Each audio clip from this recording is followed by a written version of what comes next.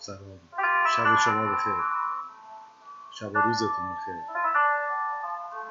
امروز اومدم راجع به مهربونی صحبت کنم.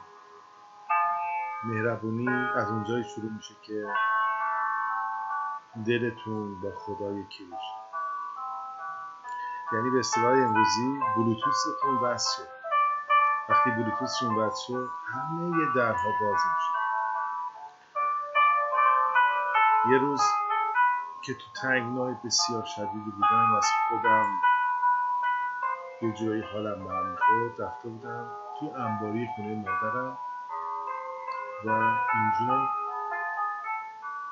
یه فرشی پهن کرده بودم و یه تلویزیون کوچیک گذاشته بودم و همینجوری از اون انباری نمی‌اومدم بیرون.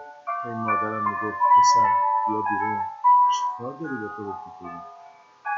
برای غذا می‌اومدم، غذا می‌خوردم، می‌رفتم می‌اومدم بیرون، ولی انگار که دوست نداشتم کسی منو ببینه.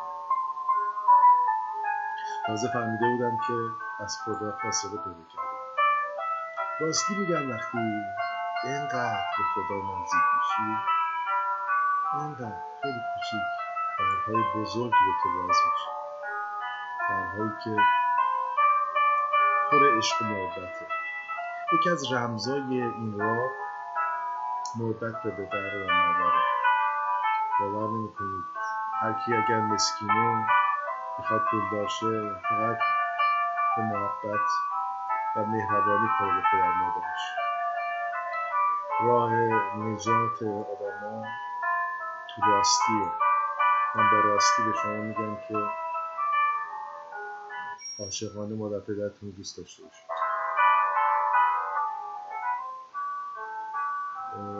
امروز نمیخوام یک کار فلسفی بکنم یا حرفایی بزنم که مثل یک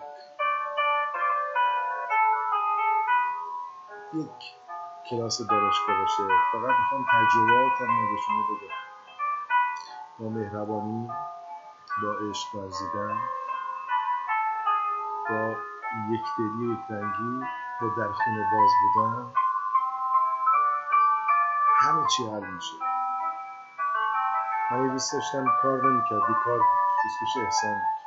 زنش کار میکرد، این از خونه نمیاد بیرون، ولی خط زیبایی داشت، شعر، ادبیات کلاسیک، ادبیات اروپا، همه ادبیات‌های دنیا رو مطالعه می‌کرد. کتاب‌های بسیار خوبی از آفریقا، آمریکای لاتین، از روسیه مطالعه زیاد داشت.